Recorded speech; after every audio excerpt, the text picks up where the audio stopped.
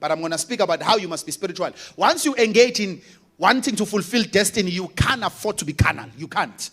Amen. Because you are going to be operated from the spirit realm, and if you cannot operate in that realm, you are going to have a problem here. So David, there was famine for 3 years in his kingdom.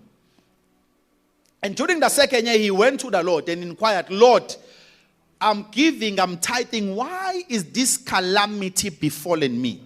And then God said, it is because of Saul and the Gibeonites. David said, what happened? And then the Lord told him, when Joshua conquered Canaan and the Israelites settled in the land of Canaan, there were men who were dwelling in Canaan, and God had instructed the Israelites not to cohabit with the Canaanites and the ancient people of the land in the land. Once they take it, they must cast out everyone of that land, or from that land. But when they got there were men who were called the Gibeonites, a tribe. These men were smart. They took dust and put it all over themselves. They tore their clothes and pretended to be coming from a very far country. And they came to Joshua and they said, Joshua, we are your servants. We have heard what God has done. We come from a far country. Please give us bread and water. Joshua gave them bread and water, and they said, please allow us to stay with you, to sleep here, to cohabit with you. We are not from Canaan, we are from a far country. And they were lying to him.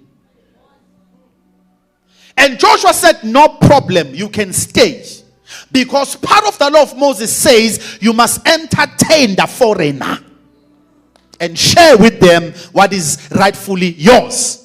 So they kept them there. And the Gibeonites said, Joshua, make a covenant with us, so that we know for sure that you will never turn against us. Make a covenant that you will never evict us from this land.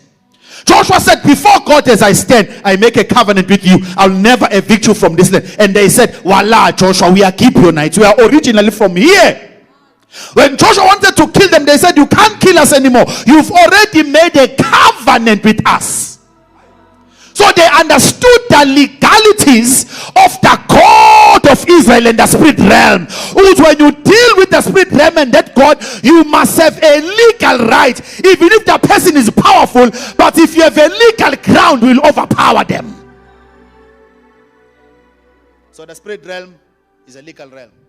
And then God said, Saul, when Saul came to power, what he did is he took a sword and he began killing the Gibeonites.